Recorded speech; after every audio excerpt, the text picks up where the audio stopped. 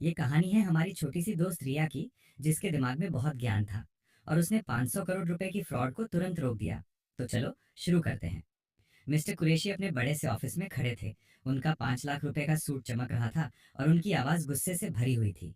वहां पास में रिया वर्मा, जो 12 साल की छोटी लड़की थी, चुपचाप उनका डस्टबिन साफ कर रही थी। उसकी छोटी उंगलियां प्लास्टिक लाइनर को मजबूती से पकड़े हुए थी। वो सिर्फ ये चाहती थी कि वो किसी को दिखे नहीं। मिस्टर कुरैशी ने डस्टबिन को एक लात मारी और सारे कागज मार्बल के फ्लोर पर फैल गए।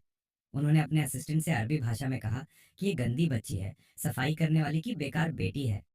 असिस्टेंट हंस पड़ा और बोला कि ये बच्ची अपनी बंदर जैसी माँ की तरह बेवकूफ है। मिस्टर कुरैशी ने रिया की रिस्ट पकड़ ली और उनकी महंगी अंगूठियां उसकी पतली स्किन में चुभ गई। उन्होंने अरबी में उससे पूछा कि क्या उसे कुछ भी समझ आता है, और उसे अनपढ़ कहा। रिया ने ऊपर देखा, उसकी गहरी आंखों ने उनकी तरफ देखा, पर उसने कुछ नहीं कहा। वो बस बिखरे हुए कागज उठाने लगी। मिस्टर कुरैशी ने उसे धक्का मारा और कहा कि ये लोग बेवकूफ हैं। हम इनका 500 करोड़ रुपया चुरा लेंगे और ये गार्बेज हमारी सफाई करती रहेगी।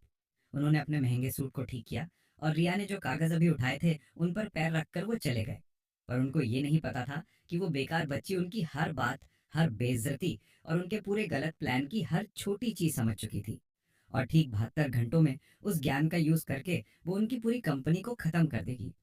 रात को घर आने के बाद रिया अपनी माँ सुनीता जी के साथ सफाई का सामान ठीक से लगा रही थी। उनका छोटा सा किराए का घर था जहाँ डिसइंफेक्टेंट की खुशबू आती थी। रिया ने धीरे से कहा, माँ, आज वो मिस्टर कुरैशी बहुत खराब बातें कह रहे थे। सुनीता जी सामान की लिस्ट गिनते हुए ऊपर नहीं देखी। उन्होंने कहा, बेटा, बड़े लोगों की बिजनेस की बातें मत सुनो, बस अपना काम करते रहो। रिया का गला रोने की वजह से भर गया। माँ, वो कह रहे थे कि वो मिस्टर धवन का पैसा चुरा लेंगे, 500 करोड़ रुपए। सुनीता जी का पेन हाथ से गिर गया और जमीन पर चला गया। उन्होंने पूछा, रिया, तुम क्या कह रही हो? तुम्हें तो अरबी भाषा आती ही नहीं। रिया ने तुरंत जवाब दिया, हाँ आती है माँ। उन्होंने मुझे घटिया चीज बोला, आपको बंदर बोला, और ये भी बोला कि इंडियंस बेवकूफ हैं और वो नकली एग्रीमेंट से सबको धोखा देंगे। सुनीता जी ने अपनी बेटी को ऐसे देखा जैसे वो उसे पहली बार देख रही हूँ। उन्होंने पूछा, क्या तुमने सच में सब कुछ समझ लिया? रिया की आंखों में आंसू आ गए। उसने कहा, माँ, वो लोगों को दुख देंगे माँ। वो जिस घर बनाने के प्रोजेक्ट की बात कर रहे थे, वही प्रोजेक्ट है जहाँ जमाल भाई की फैमिली को घर मिलने वाला था, जहाँ सब गरीब बच्चों को पहली बार उनका अपना कमरा मिलता। सुनीता जी एक उल्टे हुए बकेट पर बैठ गई और उनके हाथ कांप रहे थे। उन्हें पता था कि अगर वो कुछ बोलेंगी तो उनकी नौकरी चली जाएगी, उनका हेल्थ इंश्योरेंस, सब कुछ चला जाएगा। पर जब उन्होंने अपनी बेटी का पक्का इरादे वाला चेहरा देखा तो उन्हें उसमें आग जैसे समझदारी दिखाई दी। उन्होंने पूछा, उन्होंने ठीक ठीक क्या कहा था बेटा? रिया ने एक लंबी सांस ली और कहा कि उन्होंने कहा था कि अगर मंडे तक उन्हें नहीं रोका गया तो बहुत लेट हो जाएगा। अगली सुबह सुनीता जी अपने ऑफिस के यूनिफॉर्म में थी और रिया उनके पीछे स्कूल का बैग और जूतों में। सिक्योरिटी गार्ड ने उन्हें रोक लिया और कहा कि मैम, मिस्टर धवन ने आपको आने की परमिशन नहीं दी है। लेकिन डेविड धवन की आवाज उनके ऑफिस के दरवाजे से आई कि कोई बात नहीं मिसेस वर्मा, क्या सब ठीक है, इतनी सुबह आ गई? सुनीता जी ने सफाई वाले कपड़े को अपने हाथों में जोर से पकड़ लिया। उन्होंने कहा, मिस्टर धवन सर, माफ करना आपको तंग किया, पर मेरी बेटी कह रही है कि उसने आपकी डील के बारे में कुछ जरूरी बात सुनी है। डेविड धवन ने रिया को देखा, जो अपनी माँ के पीछे थोड़ी छुपी हुई थी। उन्होंने पूछा, आपकी बेटी? आप दोनों अंदर आ जाओ। ऑफिस में महंगे लेदर और कॉफी की खुशबू थी। रिया एक बहुत बड़ी कुर्सी के किनारे पर बैठी थी, उसके पैर मुश्किल से जमीन तक पहुंच रहे थे।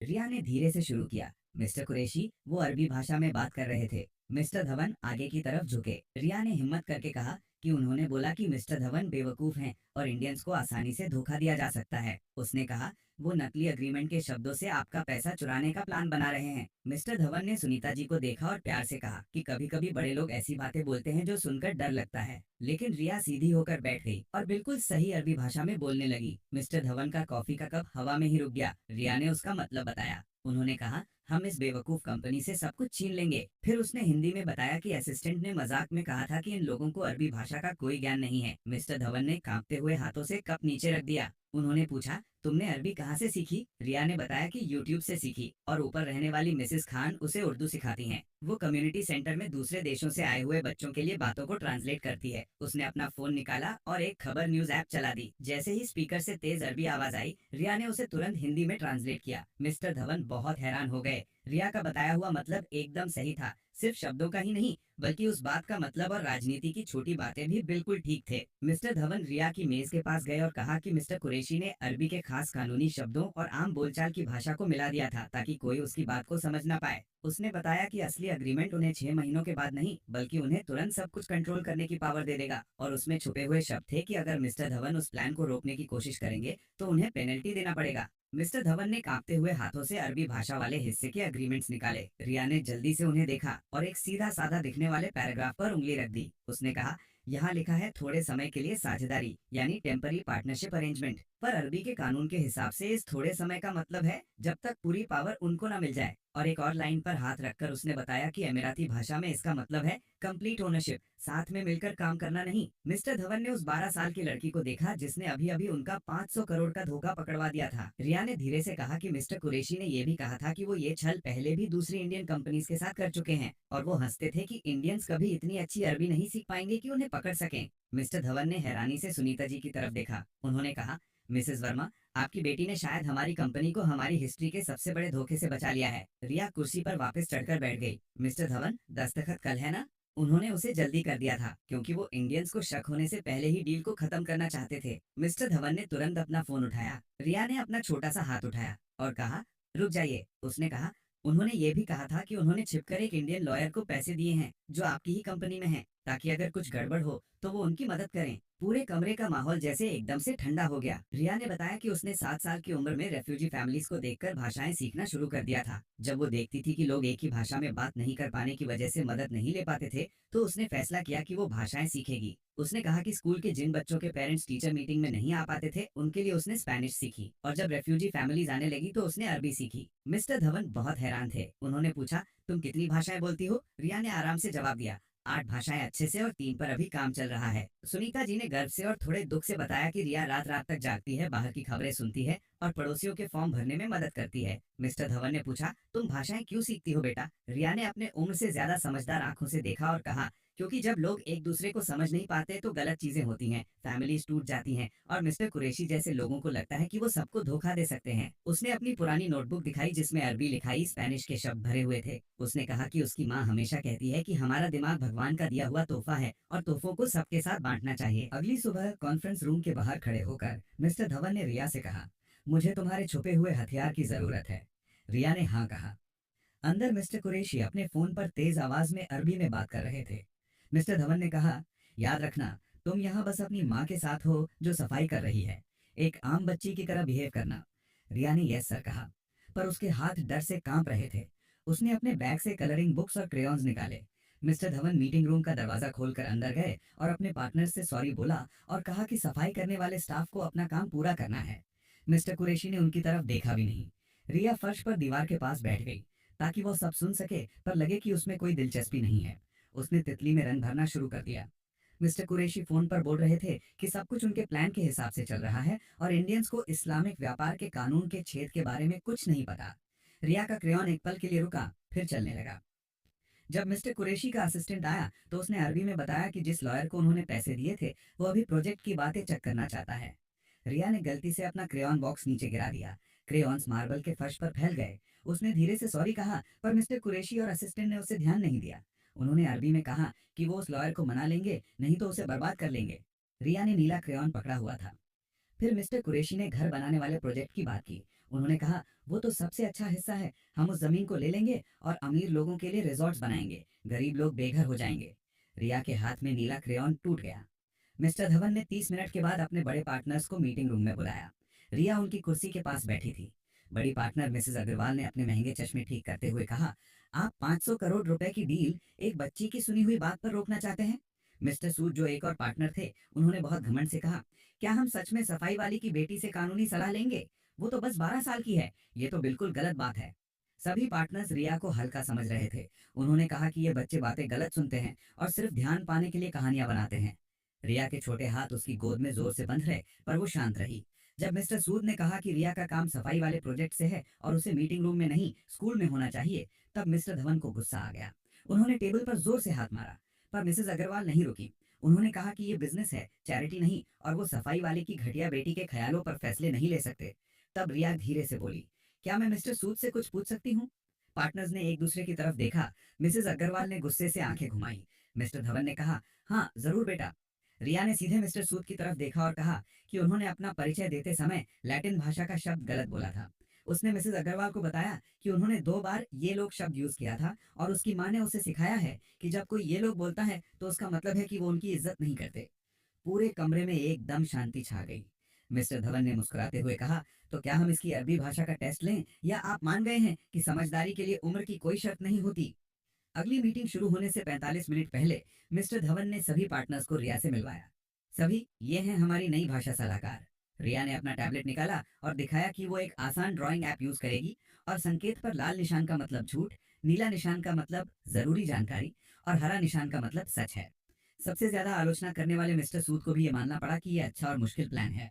मिस्टर कुरैशी अपनी कानूनी टीम के साथ मीटिंग रूम में आए। वो तेज अरबी में बात कर रहे थे कि दस्तखत हो जाएंगे और पैसा उनके पास आ जाएगा। रिया टैबलेट पर तितली में रंग भरती रही, पर मिस्टर धवन के फोन पर लाल निशान आ गया। मिस्टर धवन ने वार्मली वेलकम किया और मिस्टर कुरैशी ने कहा कि शर्तें उनकी कंपनी के लिए ज्यादा अच्छी लग रही हैं। वो उनको चेक कर रहे थे। रिया ने नीला निशान भेजा। मिस्टर धवन ने आराम से कहा कि शर्तें ठीक हैं, 50-50 पार्टनरशिप। मिस्टर कुरैशी का असिस्टेंट अरबी में बोला कि लगता है इनको छुपे हुए नियम के बारे में नहीं पता। नीला निशान फिर से आया। मिस्टर धवन ने कहा, लेकिन मैं सेक्शन 47B को दोबारा देखना चाहूंगा, जो छोटी कंपनी के मैनेजमेंट का तरीका है। मिस्टर कुरैशी का चेहरा थोड़ा हिला। लाल निशान, नीला निशान, लाल निशान लगातार आने लगे। मिस्टर कुरैशी ने बात को बदलने के लिए समय सीमा में बदलाव की बात की और इंग्लिश और अरबी भाषा को मिलाकर समझाने लगा। पर रिया ने सब कुछ सुन लिया। उसका टैबलेट मिस्टर धवन को इशारा दे रहा था। 6 महीनों को काटकर 30 दिन लिखा गया था। मिस्टर धवन ने कहा, तो आप समय सीमा को 6 महीने से कम करके 30 दिन करना चाहते हैं।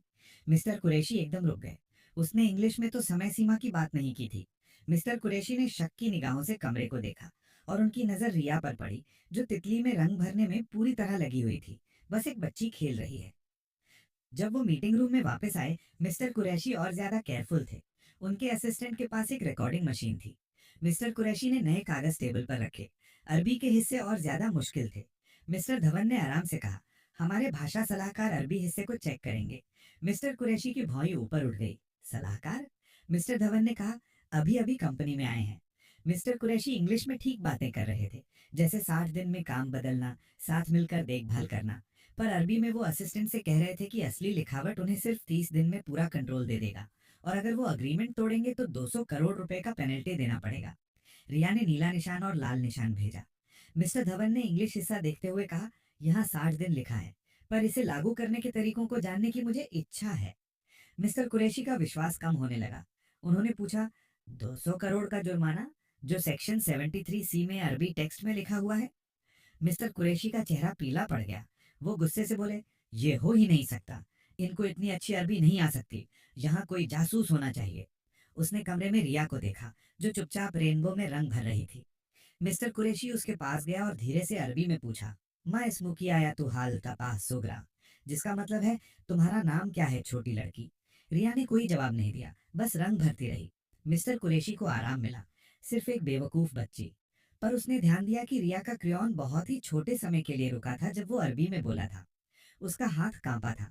मिस्टर घुटनों के बल उसके पास झुके। आया तू हाल फता ऑल्सो, क्या तुम हमारी बातें समझती हो? रिया ने मासूमियत से ऊपर देखा।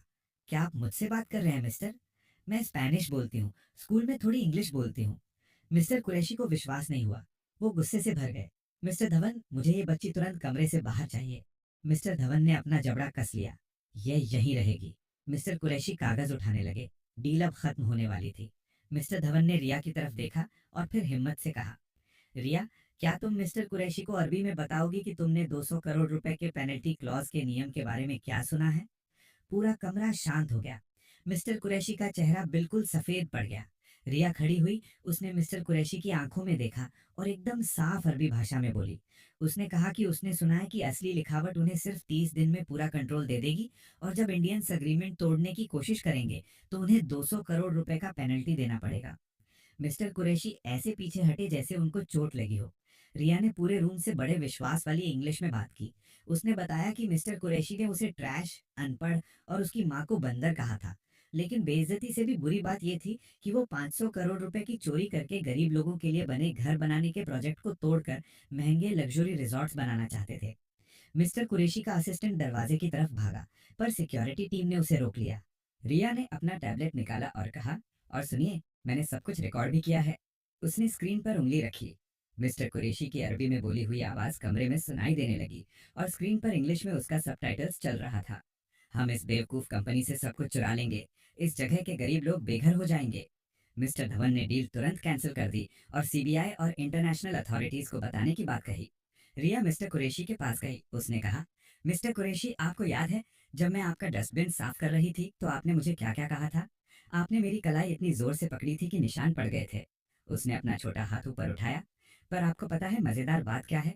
जब आप सोचते थे कि मैं बेकार हूँ, मैं 500 करोड़ रुपए बचा रही थी और बहुत सारी फैमिलीज को बेघर होने से रोक रही थी। मिस्टर कुरैशी एक कुर्सी पर गिर गए। उनकी कंपनी खत्म हो चुकी थी। मिस्टर धवन ने रिया के कंधे पर हाथ रखा और पार्टनर से कहा, लेडीज और जेंटलमैन, ये है डॉक्टर रिया वर्मा, कानूनी इतिहास की सबसे छोटी चीफ भाषा सलाहकार। मिसेज अग्रवाल, जिन्होंने उसे सफाई वाली की बेटी कहा था, आंखों में आंसू लिए खड़ी हुई। रिया, मुझे नहीं पता कि मैं तुमसे माफी कैसे मांगू। तुमने एक सुबह में जितनी हिम्मत दिखाई उतनी मैंने अपने पूरे करियर में नहीं दिखाई। मिस्टर धवन ने ऑफिशियल डॉक्यूमेंट निकाला और घोषणा की कि रिया वर्मा अब युवा चीफ भाषा सलाहकार है। उसे पूरी पढ़ाई का खर्चा मिलेगा, उसका अपना ऑफिस और इतना पैसा मिलेगा जितनी उसने कंपनी को मदद की है। सुनीता जी की आंखों में खुशी के आंसू थे। जब मिस्टर कुरैशी ने आखिरी बार मिन्नत की कि उसके बच्चों के लिए उसे माफ कर दिया जाए, रिया ने दर्द दिखाया। उसने कहा कि वो उम्मीद करती है कि उनके बच्चों को कभी कोई ये ना कहे कि वो बेकार हैं। पर उसने मिस्टर कुरैशी को साफ मना कर दिया, क्योंकि उसने गरीबों के घर चुराने की कोशिश की थी। एक साल के बाद रिया 13 साल की हो गई थी और उसका अपना ऑफिस था। नेम प्लेट पर लिखा था, doctor Riya Verma, chief youth linguistic consultant. वो 5 अलग भाषाओं में कागज चेक कर रही थी और पास में उसका मुश्किल मैथ्स का होमवर्क खुला हुआ था। उसने डेविड धवन की बेटी नैना को अरबी में बोला, ओहिब्बु कुरातल कदाम, जिसका मतलब है मुझे भी फुटबॉल पसंद है। वो दोनों ऑफिस के कारपेट पर बैठकर हंस रहे थे। सुनीता जी भी अब कम्युनिटी आउटरीच की डायरेक्टर बन चुकी थी। फाउंडेशन ने रिया के नाम पर पढ़ाई के लिए स्कॉलरशिप्स शुरू किए। उसी मीटिंग रूम में जहां रिया को एक बार घटिया चीज कहा गया था, वो स्टेज पर खड़ी हुई। उसने कहा, 1 साल पहले एक बहुत ताकतवर आदमी ने मुझे देखा और उसने मेरे अंदर कुछ भी नहीं देखा। उसने सोचा कि मैं बहुत छोटी हूँ, बहुत गरीब हूँ, बहुत अलग हूँ, इसलिए मैं जरूरी नहीं हूँ। वो गलत था।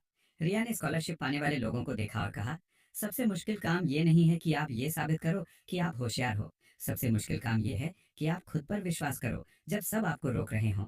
उसने सब लोगों से बात की। तो अगली बार जब आप किसी को ऑफिस साफ करते हुए देखें, तो सोचो कि वो कितनी भाषाएं बोलते होंगे। जब आप किसी बच्चे को कोने में चुपचाप बैठा देखें, तो सोचो कि वो क्या सोच रहे हैं। और जब कोई आपसे अलग हो, तो सोचो कि वो आपको क्या सिखा सकते हैं। रिया मुस्कुराई। उसने कहा, क्योंकि सच बात यह है कि हुनर महंगे सूट नहीं पहनता। समझदारी को कॉलेज की डिग्री की जरूरत नहीं होती। और आप कितने जरूरी हैं ये आपकी तनख्वाह के साइज से पता नहीं चलता। उसने कैमरा में देखा। तो मैं आपसे पूछ रही हूँ, हाँ, आप जो ये वीडियो देख रहे हैं, आप कल क्या अलग करेंगे? क्या आप किसी ऐसे इंसान को देखेंगे जिसे आप हमेशा नजरअंदाज कर देते हैं? क्या आप उनकी छिपी हुई ताकत देखेंगे? उसने आखिरी बार रुककर कहा, क्योंकि दुनिया में कहीं ना कहीं कोई और बच्चा मेरी तरह चुपचाप कोने में बैठा है, जो सबसे ज्यादा समझता है, और वो आपके देखने का इंतजार कर रहा है। उन्हें ज्यादा देर तक इंतजार मत करवाइए। तो दोस्तों, ये थी रिया की बहुत कहानी। हमें उम्मीद है कि आपको ये कहानी अच्छी लगी होगी। अगर आपको लगता है कि हुनर हर जगह होता है, तो इस वीडियो कमेंट करो और चैनल को सब्सक्राइब करना मत भूलना। और हमेशा याद रखना, आपको कभी नहीं पता चलेगा कि कौन सुन रहा है। शुक्रिया।